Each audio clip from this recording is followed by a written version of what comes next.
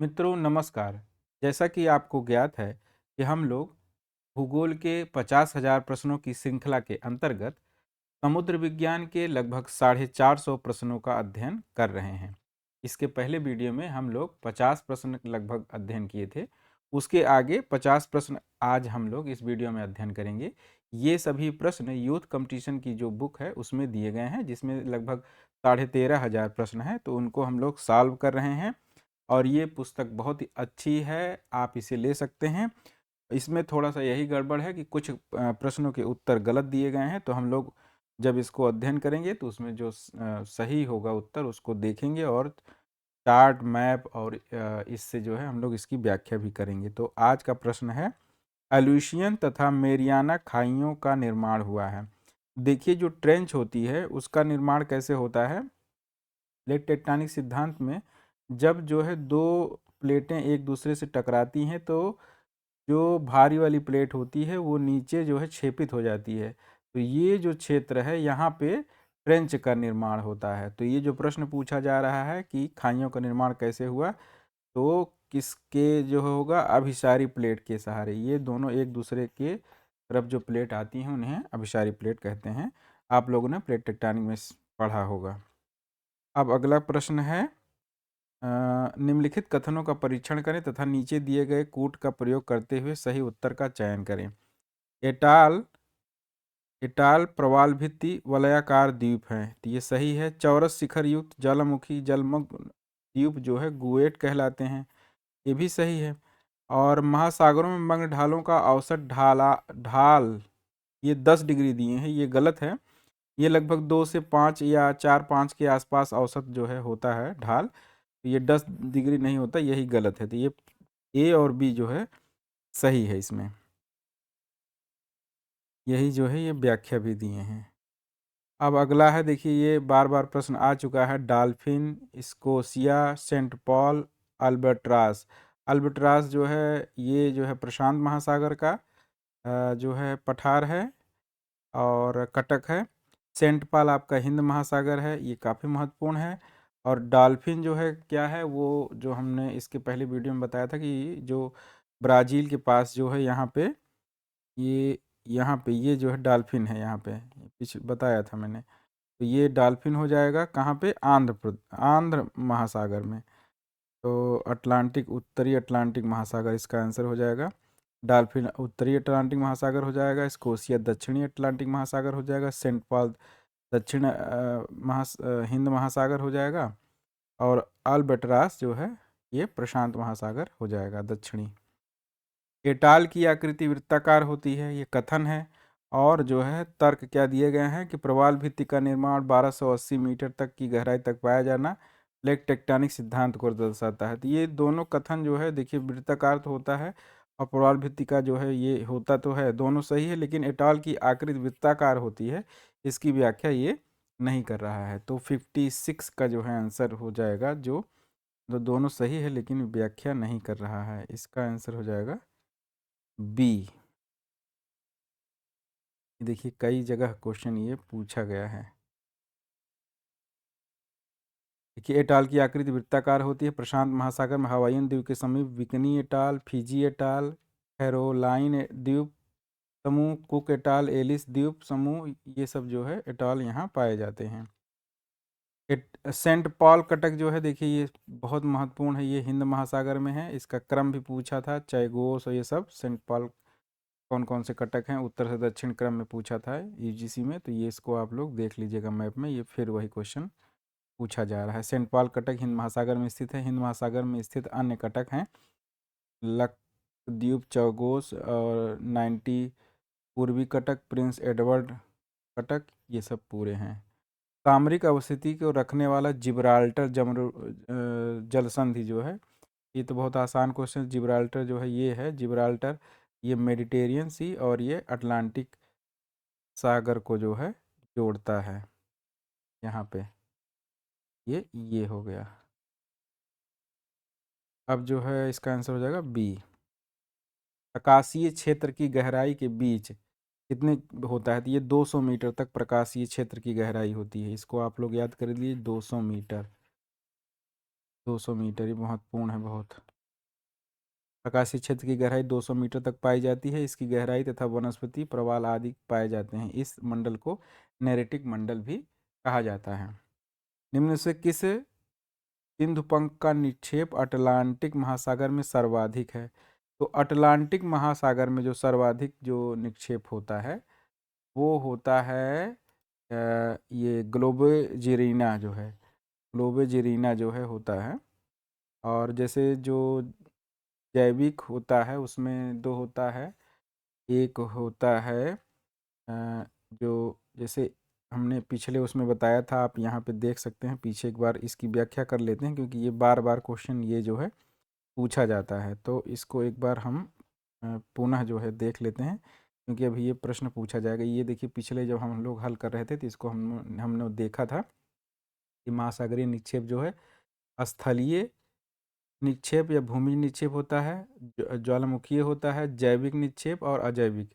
अजैविक में जो लाल मृत्तिका होती है और उल्का धूलि होती है ये होता है। और जैविक में जो नेरेटिक होता है, नेरेटिक मतलब जो अस्थिपंजर जो जीव जंतुओं के होते हैं वो होता है। और पैलेजिक निक्षेप सबसे ज़्यादा महत्वपूर्ण है, इसको आप लोग याद रखिए, चूना पत्थर प्रधान होता है और एक सिलिका प्रधान होता है। जो चूना पत्थर है उसको याद करने का तरीका है कि जैसे चूना पत्थर को आप याद कर लीजिए जीएसटी।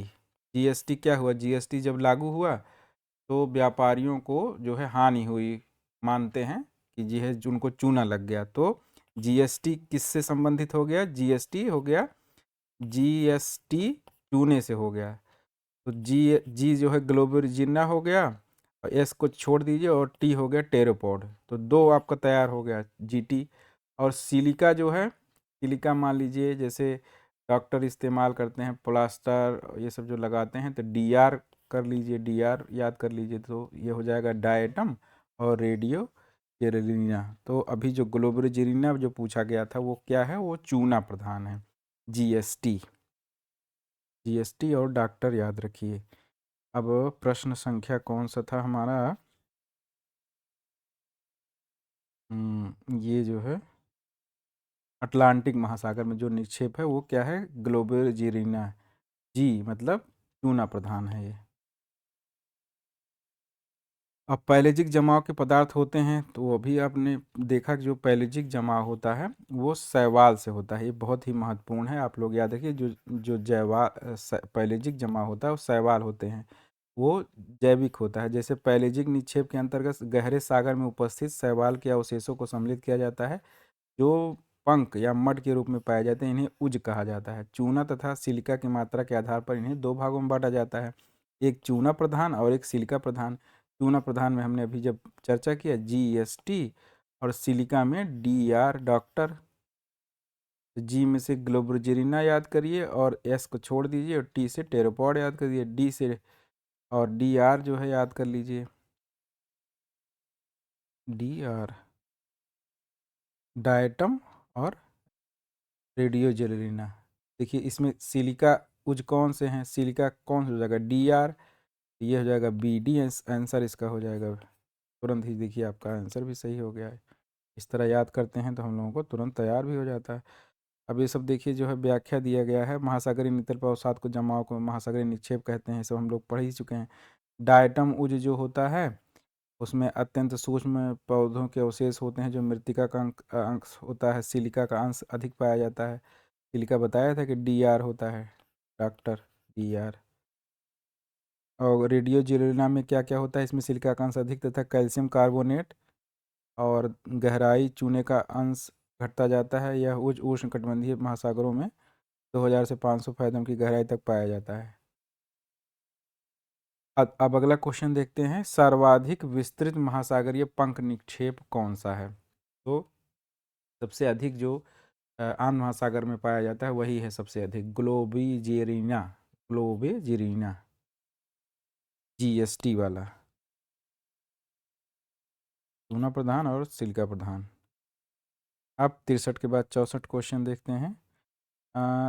देखिए कौन सी स्थलाकृति समुद्र नितल से संबंधित है, समुद्र नितल से, जो जैसे देखिए दो प्लेटें आपस में टकराती हैं तो जो भारी प्लेट होती है वो नीचे धंस जाती है, फिर वहाँ पे क्या बनता है, ट्रेंच बनता है। तो समुद्र नितल से कौन सी संबंधित है स्थलाकृति? ट्रेंच है।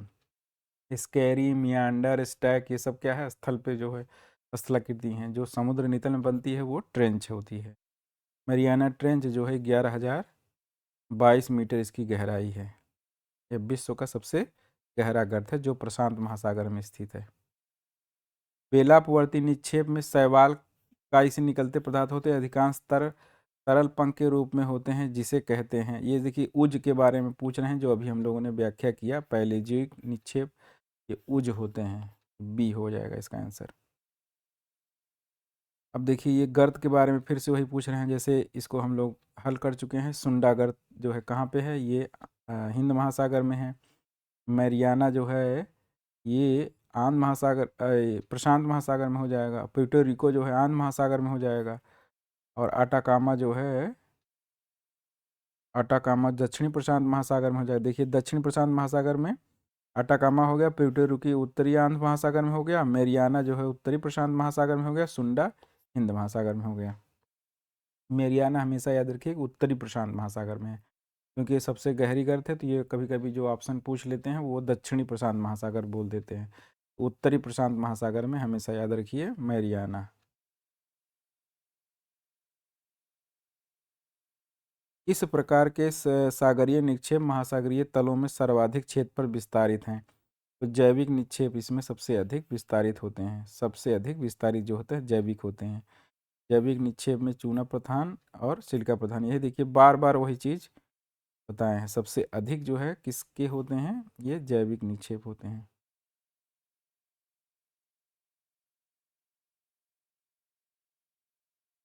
अगला प्रश्न है समतल शीर्ष की अंतः सागरीय पहाड़ियों को क्या कहा जाता है? देखिए गुएट ये बहुत बार बार पूछा जाता है। जो अंतः सागरीय पहाड़ियाँ होती हैं वो गुएट कहलाती हैं। ये बहुत बार बार पूछा जाए क्वेश्चन। महाद्वीपीय मग्नढाल की गहराई कितनी होती है? तो ये जो है लगभग 200 मीटर से 600, 200 मीटर या 600 फीट होती है। 200 मीटर या आप लोग याद रखिए, 600 फीट भी याद रखिए। और अभी देखिए फिर गर्त के बारे में पूछें। टोंगा, चैलेंजर, रोमसे और नरेश। तो टोंगा जो है कहाँ पे है? ये दक्षिणी प्रशांत महासागर में है। चैलेंजर उत्तरी प्रशांत महासागर में। देखिए चैलेंजर और मरियाना ये दोनों उत्तरी हैं, उत्तरी प्रशांत महासागर। रोमसे दक्षिणी अटलांटिक महासागर में है। और नरेश जो है ये उत्तरी अटलांटिक महासागर में है। ये लोग ये जो है याद कर लीजिए, बार बार यही पूछा जाता है। निम्नलिखित में कौन सा निक्षेप महासागरों में सर्वाधिक गहराई वाले भागों में पाया जाता है? तो जो लाल मृत्तिका होती है, रेड क्ले जो होता है, वो सबसे अधिक गहराई में पाया जाता है। रेड क्ले ये भी याद करिए, रेड क्ले बहुत पूछा जाता है। ये अजैविक निक्षेप है। ये अजैविक निक्षेप है रेड क्ले। लाल मृत्तिका महासागर में सर्वाधिक गहराई वाले भाग में पाया जाता है। लाल मृत्तिका में लौह ऑक्साइड, एल्युमिनियम तथा अधिक मात्रा में पाया जाता है, इसलिए इसका रंग लाल होता है। इस मिट्टी की उत्पत्ति ज्वालामुखी पदार्थ में विघटन से होती है। यह पदार्थ नदियों, पवन बहाकर सागर में इकट्ठा किया जाता है। इस मृत्तिका के निर्माण में ज्वालामुखी के निक्षेप के अंश लोहा, सिलिकेट, एल्युमिनियम, कैल्शियम, सिलिका युक्त जीवों का पाया जाता है। सबसे चौड़े महाद्वीपीय मग्न तट कहाँ पाए जाते हैं? देखिए जो महासागर में क्या होता है, सबसे पहले क्या होता है? मग्न तट होता है या कॉन्टिनेंटल शेल्फ होता है, फिर स्लोप होता है, फिर जो है जो मैदान होता है सागरीय मैदान, फिर ट्रेंच होता है। तो सबसे अधिक जो कॉन्टिनेंटल जो मग्न तट पाए जाते हैं सेल्फ, वो जो है पाए जाते हैं आर्कटिक महासागर में। आर्कटिक महासागर में ये भी बहुत बार बार प्रश्न पूछा जाता है। आर्कटिक महासागर ना दे करके कभी कभी साइबेरिया दे देते हैं, तो वो भी उसका उत्तर आप लोग देख लीजिएगा। प्रवाल भित्तियाँ डैश की बनी होती है? कोरल पॉलिप की बनी होती है। कोरल पॉलिप की, ये अच्छा क्वेश्चन है, आप लोग याद रखिए। कोरल पॉलिप की बनी होती, कोरल पॉलिप की। निम्नलिखित में से कौन सा कथन सत्य नहीं है? महाद्वीपीय मग्न तट महाद्वीप का डूबा हुआ विस्तार है, सही है। महाद्वीपीय मग्न तट ग्रेनाइट से बने हैं, सही है, क्योंकि महाद्वीप जो है महाद्वीप जो ग्रेनाइट से बने हैं, तो मग्न तट जो होता है कॉन्टिनेंटल शेल्फ वो महाद्वीप का ही पार्ट है। और महाद्वीपीय मग्न ढाल महाद्वीप का भाग है, ये भी सही है। ये भी सब सही है क्योंकि ये सब महाद्वीप का ही भाग है। सबसे अधिक विस्तृत महाद्वीपीय मग्न तट अटलांटिक महासागर में से है। अटलांटिक महासागर में नहीं है, बल्कि देखिए अभी हम लोगों ने ऊपर इसकी व्याख्या भी किया था, आर्कटिक महासागर में है। आर्कटिक महासागर में देखिए मैप में देख लेते हैं, जो ये वाला क्षेत्र है आर्कटिक जो क्षेत्र है ये वाला, यहाँ पे सबसे अधिक जो है ये पाया जाता है कॉन्टिनेंटल शेल्फ, मग्न तट।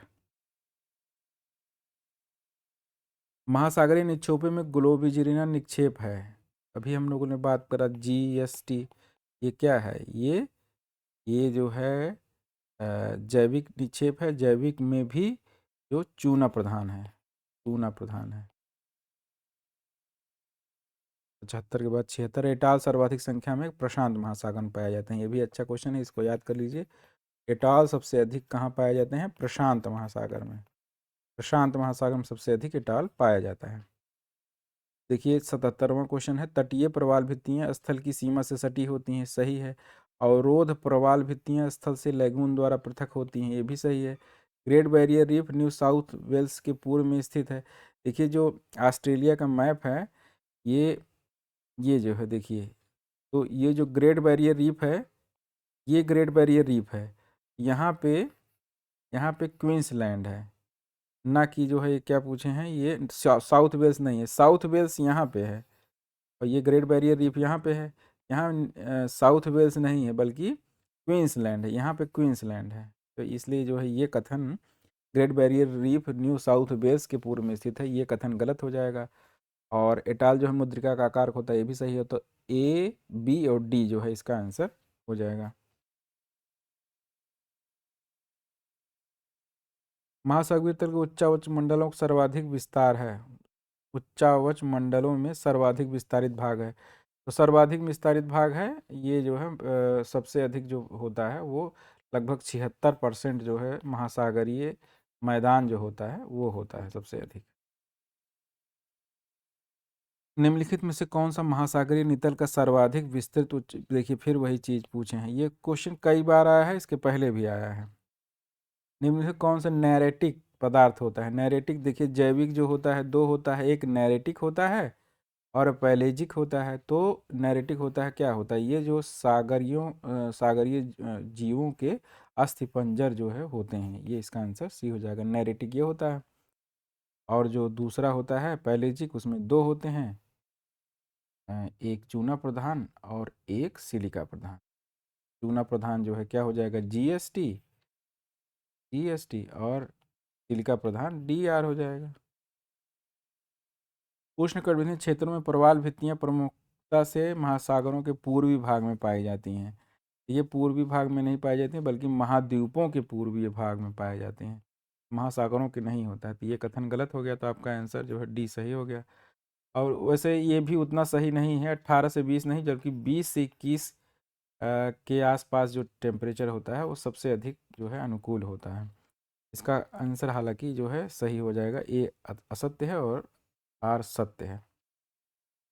अगला क्वेश्चन है देखिए, ओरिनिको नाइजर वोल्गा अमूर ये जलाशयों के में कहाँ जाकर मिलती हैं? तो इसका जो है हो जाएगा ओरिनिको जो है कहाँ है, अ, ये आंध्र महासागर में मिलती है। नाइजर जो है, नाइजर जो है हो जाएगा ये गिनी की खाड़ी में। वोल्गा ये हो जाएगा कैस्पियन। आमूर जो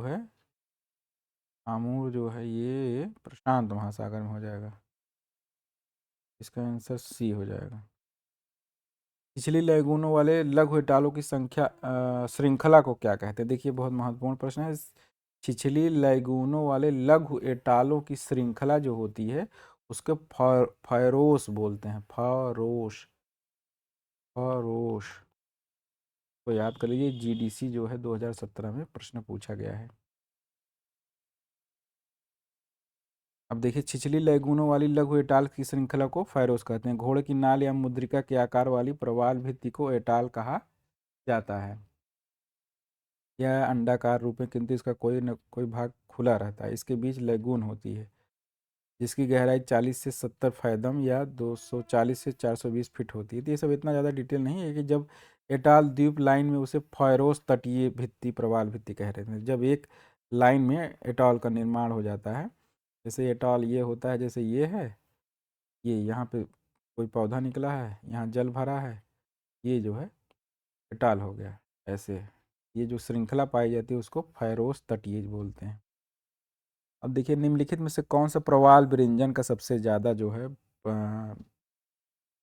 प्रवाल विरंजन या ब्लीचिंग की सबसे ज़्यादा जो नष्ट हो रहे हैं प्रवाल, उसका सबसे प्रमुख कारण जो है वो है प्रदूषण तो है ही, लेकिन सबसे महत्वपूर्ण जो कारक है ये ग्लोबल वार्मिंग या वैश्विक ऊष्मन है।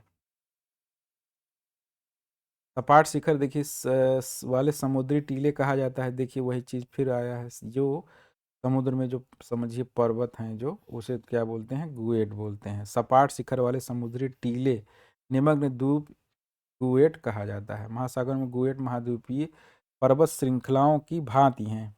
गुएट का शिखर सपाट होता है, प्रवाल का निवास स्थान गुएट पर पाया जाता है। क्लाइव विल्किंसन संबंधित थे, किससे थे? वो थे global coral reef monitoring network Australia के थे, क्लाइव विल्किंसन। ये भी महत्वपूर्ण प्रश्न है, ये जीडीसी 2017 में पूछा गया है। अटलांटिक महासागर की औसत गहराई है, तो ये फैक्ट है, इसे याद करिए, 3900 मीटर, 3900 मीटर, 3900 मीटर औसत गहराई है अटलांटिक महासागर की। प्रशांत महासागर निम्नलिखित में से किसका सर्वाधिक क्षेत्रीय विस्तार है? तो इसमें सबसे अधिक जो होता है ये प्रशांत महासागर में, ये लाल मृत्तिका पाई जाती है, इसका आंसर हो जाएगा। अब यहीं पर प्रशांत महासागर की जगह अगर हो जाता आंध्र महासागर तो उसमें क्या हो जाएगा, ग्लोबेरिजीरिना, एक क्वेश्चन आ चुका है। अब यहीं पे हम लोग प्रशांत महासागर याद कर लेते हैं, प्रशांत महासागर में हो जाएगा लाल मृत्तिका या रेड क्ले, सबसे अधिक जो है रेड क्ले होता है। प्रमुख मध्य महासागर चोटियों में से एक डैश में पाया जाता है। तो ये जो एस आकार की है ये मध्य अटलांटिक महासागर की बात कर रहे हैं। निम्नलिखित में कौन सा समुद्र सबसे अधिक छिछला है? तो ये पीत सागर है, ये भी कई बार क्वेश्चन आ चुका है, कि वही चीज़ फिर आप पूछे हैं। अब ये देखिए भूभाग से समुद्र के लिए कौन सा अनुक्रम कौन सा सही है? तो सबसे पहले क्या होता है, कॉन्टिनेंटल शेल्फ होता है, फिर ढाल होता है, स्लोप, फिर जो है मैदान होता है, फिर ट्रेंच होता है। तो इसमें कौन सा हो जाएगा, कॉन्टिनेंटल शेल्फ, फिर ढाल, फिर मैदान, फिर गहराई या ट्रेंच। तो बी इसका आंसर हो जाएगा। निम्नलिखित में कौन सी समुद्री विशेषता मूंगे की चट्टानों के तीव्र विकास के लिए सहायक नहीं है? देखिए द्वीप तट के समीप, छोटी नहरों के समीप, झील के आसपास, और कुवेट और समुद्री टीला। तो इसमें जो है आंसर क्या हो जाएगा, कौन सा विकास के लिए सहायक नहीं है? तो इसका आंसर हो जाएगा, देखिए इसमें क्या दिए गया है, इसमें जो दिए हैं वो दिए हैं डी, कुवेट और समुद्री टीला। तो समुद्री के लिए तो कुवेट ये होता ही है। तो इसका आंसर देखिए क्या दिया गया है। प्रवाल भित्ति समुद्री भागों में मूंगे और शैवालों के निक्षेप से बने होते हैं, जिनका निर्माण कैल्शियम कार्बोनेट की खोल से होता है। यह ना तो अधिक स्वच्छ जल और ना ही अधिक प्रदूषण से पाए जाते हैं। इनके विकास के लिए सूर्य के प्रकाश की आवश्यकता होती है। इनका विकास द्वीप तट के समीप, छोटी चैनलों के समीप और झील के आसपास होता है, जबकि गुएट और समुद्री टीला के पास इनका विकास संभव नहीं हो पाता है। ये जो है इसका आंसर ज़्यादा सटीक जो हो जाएगा वो डी हो जाएगा, कुवेट और समुद्री टीला। देखिए आपको आंसर जो है कभी कभी जो है ये कंपैरेटिव आंसर देना होता है, कि ऑप्शन के अनुसार हमें कौन सा आंसर सही है। विश्व की निम्नलिखित झीलों में से किसका क्षेत्रफल अधिकतम है? तो ये सबसे अधिक जो है बैकाल का है। अभी देखिए फिर से वही है, कार्लसबर्ग कटक, मध्य अटलांटिक कटक, ईस्ट पैसिफिक राइज और अंटार्कटिक कटक। ये तो नाम से ही पता चल गया, कार्लसबर्ग कहाँ पे है, हिंद महासागर में है, और मध्य अटलांटिक कटर अटलांटिक में है, पैसिफिक जो है ये प्रशांत महासागर में है, और अंटार्कटिक जो है अंटार्कटिक महासागर में है। निम्नलिखित में किस तट में संकीर्ण महाद्वीपीय शेल्फ है? देखिए सबसे संकीर्ण महाद्वीपीय शेल्फ, जैसे ये दक्षिण अमेरिका है, यहाँ पे इंडीज है, और ये जो है यहाँ पे शेल्फ जो है एकदम नहीं है, बहुत गहराई है, तुरंत ही गहराई शुरू हो जाती है। तो ये जो है दक्षिण अमेरिका का जो पश्चिमी तट है उसमें है। ये अच्छा क्वेश्चन है जो है, कॉन्टिनेंटल शेल्फ। निम्नलिखित में से क्या समुद्र तल में वैश्विक परिवर्तन लाने के लिए उत्तरदायी है? समुद्र तल में वैश्विक परिवर्तन लाने के लिए जो है जो उत्तरदायी है वो हो जाएगा आपका ये सुस्थैतिक जो है इसकी व्याख्या भी पढ़ लेते हैं। देखिए, यू सुस्थित वैश्विक समुद्र का स्तर पृथ्वी के महासागर की मात्रा के समुद्र स्तर में परिवर्तन को दर्शाता है। यह एक भौतिक स्तर नहीं है, बल्कि समुद्र के स्तर का प्रतिनिधित्व करता है।